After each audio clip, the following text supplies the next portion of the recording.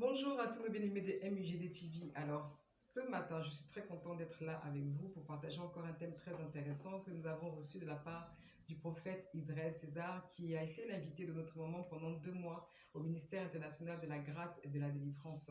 Oui, nous avons été pleinement bénis durant ces 2 mois et nous profitons de l'occasion pour également bénir la vie de notre moment qui, au travers d'elle, le Seigneur vraiment nous a permis d'être comblés et d'être restaurés. Que Dieu te bénisse, maman. Alors, le thème qu'il a partagé dernièrement avec nous, c'est la restauration financière de l'Église. Donc, qui dit l'Église, dit toi et moi. Et en sous-thème, il a dit comment attirer la présence de Dieu pour qu'elle soit permanente dans notre vie. Et ça nous intéresse véritablement parce que souvent nous avons des percées financières ou des bénédictions financières, mais nous ne réalisons rien avec. Alors, pour commencer, il a parlé de la prière. Il a dit que en tant que chrétien, bien évidemment, la prière a toute sa place. Et la prière nous donne d'être exaucés dans certains domaines de notre vie. Mais lorsque nous voulons voir un miracle de Dieu se manifester dans notre vie, et surtout dans le domaine financier, et que celle-ci soit permanente, c'est-à-dire que Dieu va se mettre au devant vraiment pour préserver cette bénédiction à tout égard, alors il faut savoir que tu dois réaliser quelque chose. Donc j'en viens tout de suite. Et puis, je voulais faire un rappel. Sache déjà que la parole de Dieu nous dit que l'argent répond à tout. L'argent répond à tout. Alors, l'argent répond à quoi? L'argent te permet d'avoir des honneurs. L'argent te permet d'avoir des amis. L'argent te donne la sécurité. L'argent te donne de réaliser de grandes choses, de voir grand, de voir loin. Et puis, l'argent te donne d'être prospère. Alors, dans un premier temps, on a tendance à croire que lorsque tu veux avoir une bénédiction financière, il faut honorer tes dîmes et tes offrandes. Oui, c'est une vérité. C'est une vérité parce que, effectivement, lorsque tu donnes ta dîme, par exemple, le Seigneur préserve et empêche le dévoreur d'attaquer tes finances.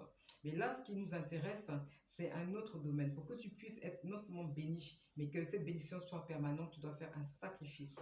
Alors, le sacrifice, tu vas me dire, mais quelle sorte de sacrifice? Alors, je te donnerai l'exemple de notre Seigneur Jésus-Christ. Le sacrifice qu'il a fait à la croix. Il a donné son Fils unique pour que nous soyons sauvés, pour que l'humanité soit sauvée. Au travers de ce sacrifice à la croix, le sang de notre Seigneur Jésus-Christ a coulé et il a souffert pour nos péchés. Donc, c'est de ce sacrifice-là que le Seigneur te parle. Il ne veut pas dire par là qu'il faut que tu ailles à la croix et qu'on te cloue pour que ton sang coule. Non, c'est pas ça. On ne t'a pas dit non plus qu'il faut que tu prennes un de tes enfants pour le sacrifier et puis que son sang coule. C'est pas de ça on parle.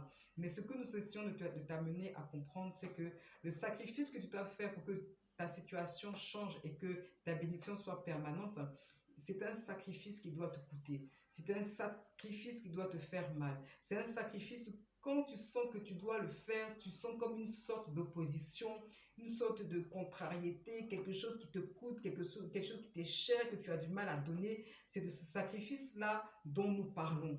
Et c'est ce sacrifice-là que Dieu attend de toi. C'est-à-dire qu'au travers de ce sacrifice, tu dois choquer Dieu, tu dois surprendre Dieu. C'est un acte de foi de ta part que Dieu attend. Un acte de foi qui surpasse l'entendement. Un acte de foi qui va peut-être amener les gens de ton entourage même à ne pas te comprendre. C'est de cela qu'il s'agit. C'est ce sacrifice-là dont le Seigneur parle. Alors, Dieu attend de toi que tu sois réactif pour sa gloire, pour son royaume, pour l'Église, pour les activités de l'Église. Il a besoin de toi. Il veut que tu poses un acte qui va qui va le toucher personnellement, qui va le surprendre, qui va faire que non, je dois me lever pour mon fils ou bien pour ma fille. Tu vas tout me dire, mais je ne sais pas, qu'est-ce que je peux faire par exemple? Je peux te donner un exemple. Par exemple, tu peux te dire que ce mois-ci, je ne donne pas comment dire, je ne paye pas mon loyer et mes charges, mais je vais donner mon salaire pour que l'œuvre de Dieu puisse avancer. Par exemple, c'est quelque chose que tu n'as jamais fait, c'est quelque chose qui, dans ta conscient, dans ton subconscient, c'est impensable, c'est inimaginable. Mais c'est ce qui peut toucher le cœur de Dieu pour que ta situation change et que tu sois béni de façon permanente. C'est un exemple que je te donne parmi tant d'autres. Alors, qu'est-ce que le sacrifice demande comme effort ou bien exige? Il y a deux choses. La première des choses, c'est le travail. Tu dois travailler énormément pour que la justice de Dieu, pour l'avancement du royaume de Dieu. Tu dois travailler, Dieu doit te voir à l'œuvre, Dieu doit te voir actif. Ça, c'est la première des choses.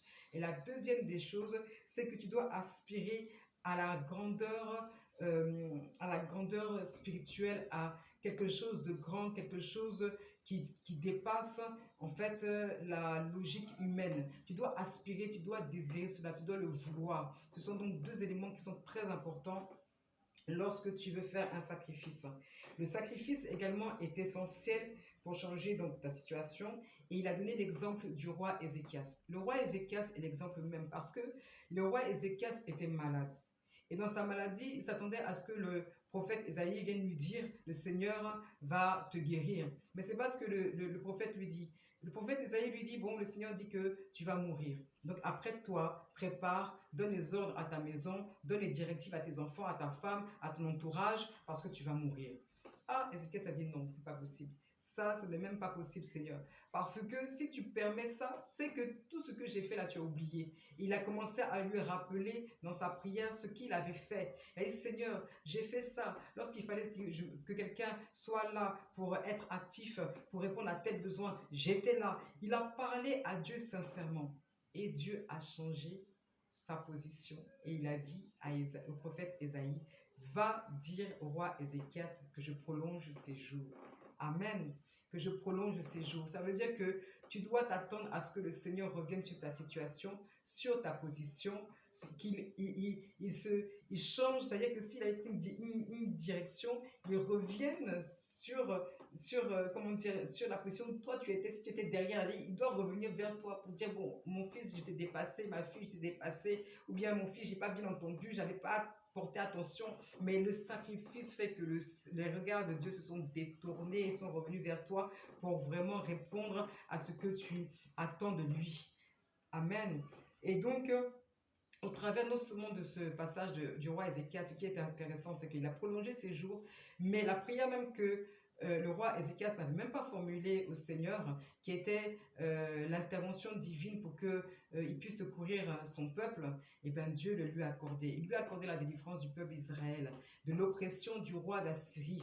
Parce que la Bible dit que le peuple de Dieu, le peuple d'Israël, était dans l'oppression, dans les douleurs de l'enfantement. Mais lorsqu'il a fait cette prière par rapport comment dire, pour rappeler à Dieu les sacrifices qu'il avait faits, le Seigneur automatiquement a également opéré la délivrance de son peuple. Tout cela, tout simplement pour te dire que tu seras non seulement une bénédiction, parce que Dieu va permettre que tu sois béni, tu seras une bénédiction pour ta famille, pour ton entourage, pour ton quartier, pour toute la commune et pour la nation. C'est-à-dire que ce sera une bénédiction qui va dépasser ton entendement.